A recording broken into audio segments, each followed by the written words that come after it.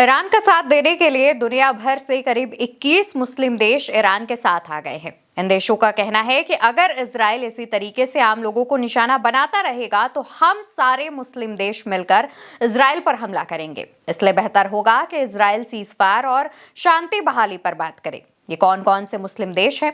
अगर उस पर बात करें तो सऊदी अरब, मिस्र, Algeria, Morocco, Tunisia, Libya, Sudan, Jordan, संयुक्त अरब अमीरात, Kuwait, Qatar, Oman, Yemen, Syria, Iraq, Lebanon, Bahrain, Afghanistan, Azerbaijan, Brunei, Indonesia, Morocco, फिलिस्तीन, कजाकिस्तान, किर्गिस्तान। ये दुनिया के 21 अरब और अफ्रीकी देशों ने एक संयुक्त बयान जारी करके इजराइल को चेतावनी देते हुए कहा है कि अगर इजराइल अपने हमले नहीं रोकेगा तो हम मिलकर ईरान का साथ देते हुए इजराइल पर अटैक करेंगे। इन देशों के विदेश मंत्रालयों ने ईरान पर इजरायली हमलों की निंदा की है और खतरनाक ढंग से बढ़ने पर गहरी चिंता जाहिर की है और चेतावनी देते हुए इस स्थिति को पूरे क्षेत्र में शांति और स्थिरता को गंभीर रूप से लागू करने के लिए कहा है और कहा है कि सीजफायर पर नहीं तो शांति समझौते पर बात की जाए। इन देशों का कहना है कि अंतर्राष्ट्रीय कानून और संयुक्त राष्ट्र चार्टर का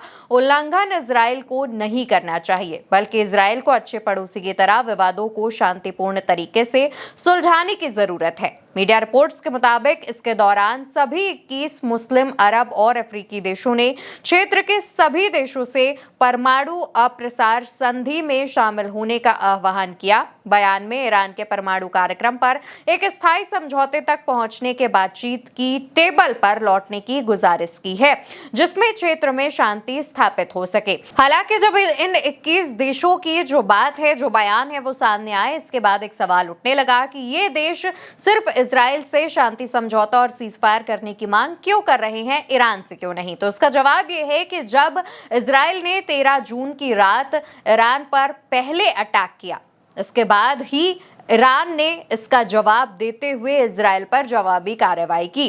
पहले अटैक इजराइल ने किया, इस वजह से इजराइल को अटैक्स रोकने चाहिए और इजराइल को ही पहल करते हुए शांति समझौते पर बात करनी चाहिए, क्योंकि लगातार इजराइल ईरान के जो सिविलियंस वाले क्षेत्र है उन पर अटैक कर रहा है, आम नागरिकों को निशाना बना रहा है। तो वहीं दूसरी तरफ ईरान की तरफ से लगातार ये दावे किए जा रहे हैं कि ईरान सिर्फ जो इजरायली सरकार और इजरायली सेना के लोगों को ही अटैक कर रहा है। हालांकि इजराइल में कई और जो आम नागरिक हैं उनके घायल होने की बात सामने आई है और कुछ और नागरिक हैं जिनकी मृत्यु की बात भी सामने आई है। लेकिन दूसरी तरफ जितनी संख्या में इजराइल ईरान के आम नागरिकों को मार रहा है, उससे बहुत कम प्रतिशत में ईरान ने इजराइल के आम नागरिकों को टारगेट किया है या फिर निशाना बनाया है।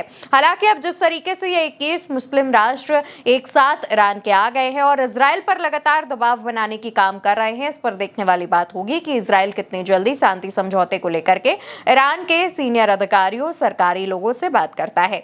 फिलहाल के लिए इस खबर में इतना ही। खबर आप उल्टा चश्मा यूसी पर देख रहे थे। चैनल को याद से सब्सक्राइब करिएगा।